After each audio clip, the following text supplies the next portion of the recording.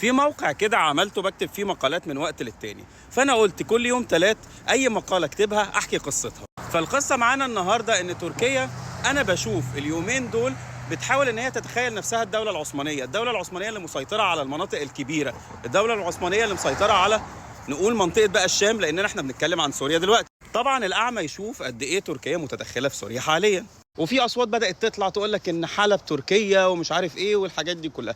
طيب بالنسبه لوقت الدوله العثمانيه احنا ممكن نقول المنطقه دي كانت عباره عن 6 ادارات كبرى، منهم اداره دمشق واداره حلب واداره كردستان، وكل الادارات دي طبعا كانت تحت طوع مين؟ تحت طوع تركيا القديمه اللي هي الدوله العثمانيه.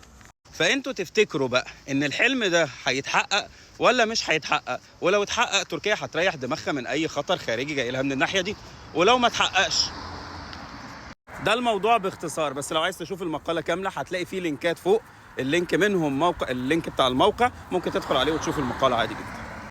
ويوم الثلاث اللي جاي نحكي حاجه جديده.